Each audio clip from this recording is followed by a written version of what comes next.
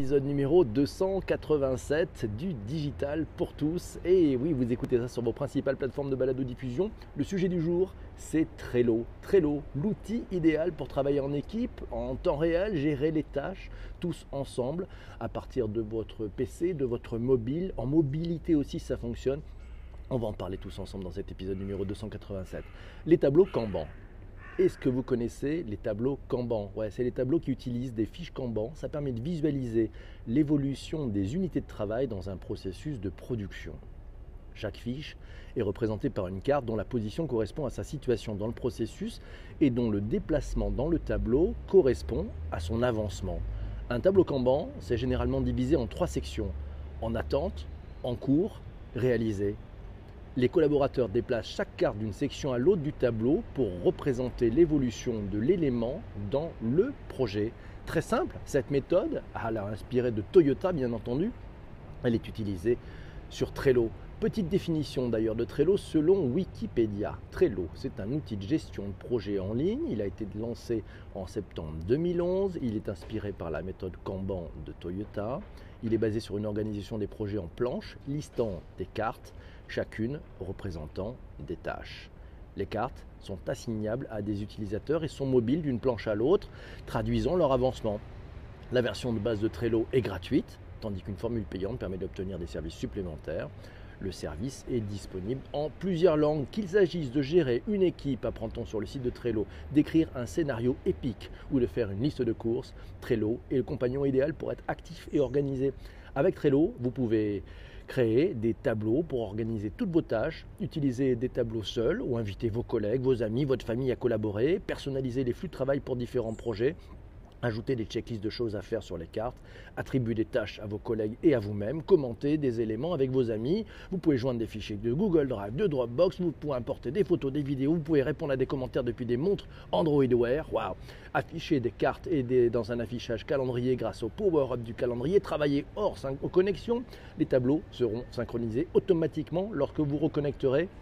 Trello, c'est gratuit, ça le restera toujours. Son business model, le freemium. Le freemium, eh bien oui, si vous voulez plus de fonctions, vous payez, sinon tout va bien. Bonjour à tous ceux qui viennent d'arriver. Bonjour à Lionel, bonjour à Laura aussi. Opération Croissant à Paris. Ah là là. Corinne nous dit à chacun sa méthode. En tout cas, il est bon de tester Trello en agile.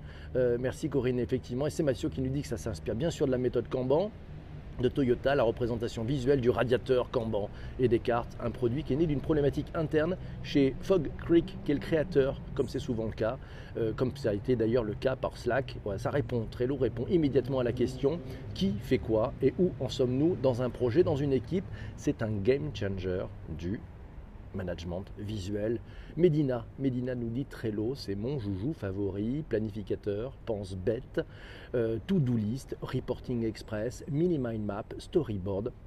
Medina conseille de tester les fonctions, plus 3 astuces collaboratives, synthétiser, aérer les grands thèmes, synchroniser avec d'autres applis plus élaborés. C'est Laura qui nous dit: mon fils vient de me dire en septembre 2011, comme moi. Ah ben voilà, il est né en même temps que le fils de Laura. Bonjour à tous mes amis. Alors Jessie, tiens Laurent, nous dit: moi j'aime bien Trello, ça permet de faire des tâches simples et de voir si ça glande ou pas sur un projet. Lorsqu'une tâche est trop compliquée ou que j'ai pas envie de bosser, je peux la laisser de côté et m'occuper de mini-tâches. C'est le contraire de FLTDS. Fais-le tout de suite. Finis-le tout de suite, yes. Ça me permet, nous dit Laurent, d'avoir un œil rapide, un travail effectif à faire. Parfois lire 100 mails, on n'a pas la substantifique moelle de ce qu'il faut faire. Dans le mail, je vais justifier de quoi faire, comment et pourquoi. Alors que dans Trello, je mets les tâches à faire.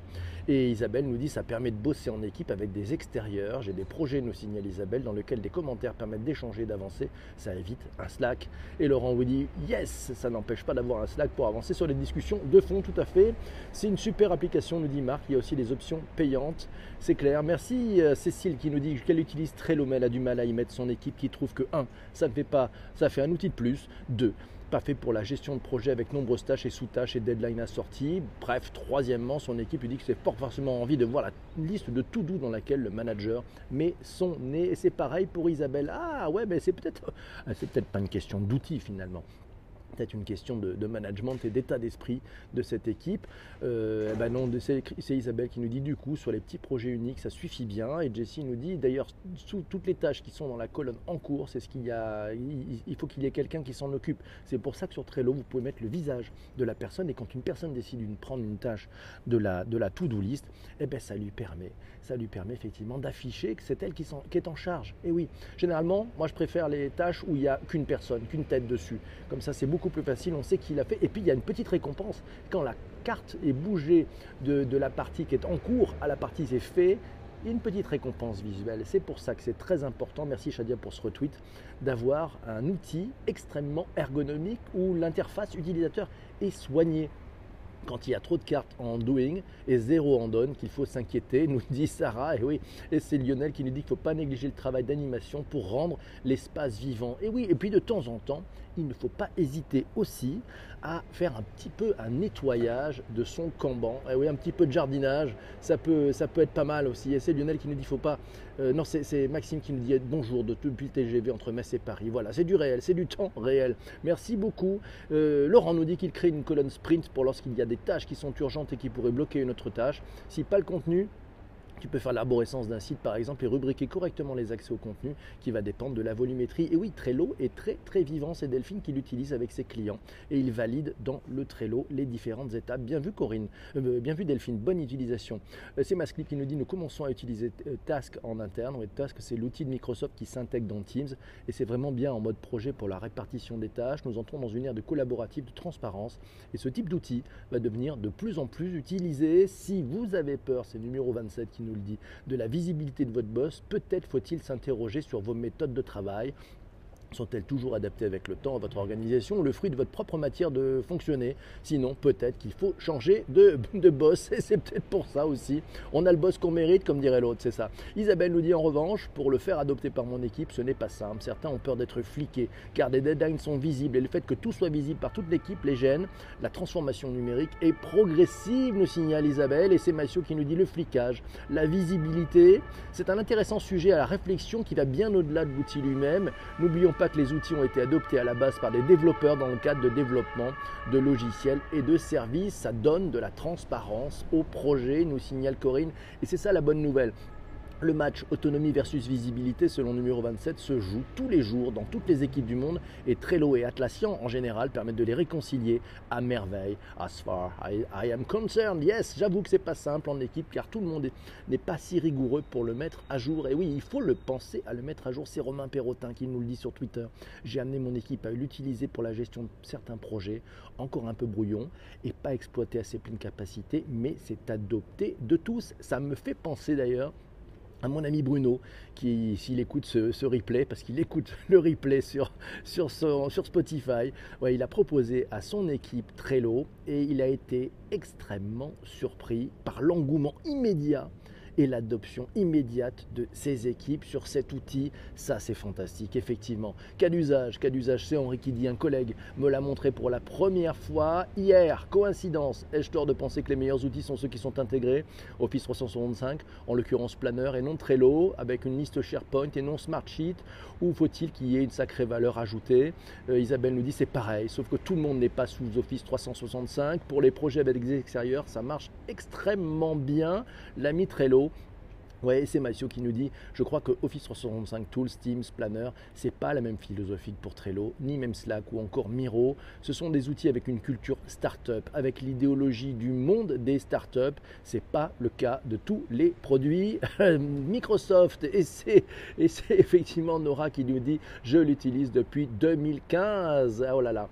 Et c'est Lionel qui nous dit, ça a peut-être progressé, mais pas facile. Ceux qui aiment imprimer comme support de réunion. Ah là là. Mais c'est pas mal. Moi j'aime bien, c'est assez visuel. C'est du management visuel, on avait parlé du management visuel. Et on peut donner aussi accès ou pas à certains tableaux. Tout n'est pas visible pour tout le monde, nous signale Delphine. Elle a raison et c'est Corinne qui nous dit qu'elle gère aussi les projets perso. Monsieur n'est pas forcément open à ça. Ah oui. Alors tiens, moi je l'ai utilisé. Aussi pour les devoirs des enfants. Vous savez, tous ces devoirs qui sont dans les cahiers, on ne sait pas trop ce qui est en train de se faire, etc. Eh ben, on peut utiliser Trello avec ses enfants. C'est assez ludique, c'est assez sympathique. On a une partie des récompenses et vous faites 4 colonnes. Vous faites le backlog, hein, la colonne de gauche. Voilà, c'est la liste de tous les trucs qu'il y a à faire. Voilà, qui sont des possibles. Vous mettez une colonne qui s'appelle le to-do, c'est-à-dire que ça y est, on a la date et on sait que c'est fait pour telle date. Et donc dans Trello, vous pouvez mettre que les maths vont devoir être rendus à tel jour, voilà, avec une notification que vous pouvez caler aussi pour être notifié si ce n'est pas fait.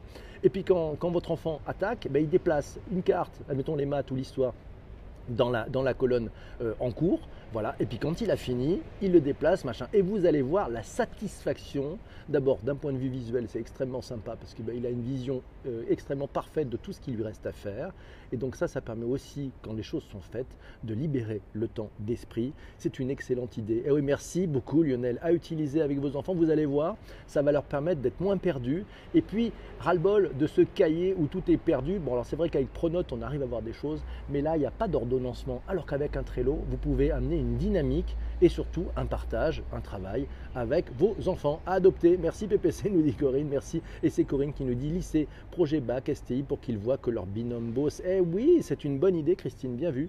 Bonjour, bonjour à Damien qui vient de nous rejoindre. Alors, on continue. Oui, voilà.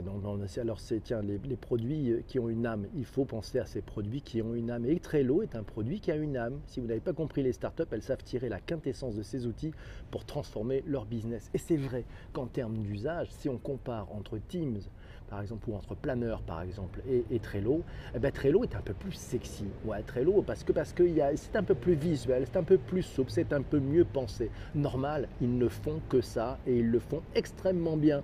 Bonjour Laetitia, elle nous dit qu'il faudrait purger nos tâches terminées tous les mois. Oui, il faut purger, mais bon, ça se fête. On peut faire une fête aussi pour purger ces tâches, c'est les bonnes nouvelles. Et c'est Maxime qui nous dit qu'il utilise aussi à titre privé pour les travaux de sa future maison. Et oui, Trello, c'est vraiment simple, c'est partageable. Vous pouvez mettre vos proches, vous pouvez même mettre vos différents corps de métier au courant. C'est Virginie qui nous dit, tiens, bonne nouvelle, il est possible de plugger Trello avec Microsoft Planner ou Teams.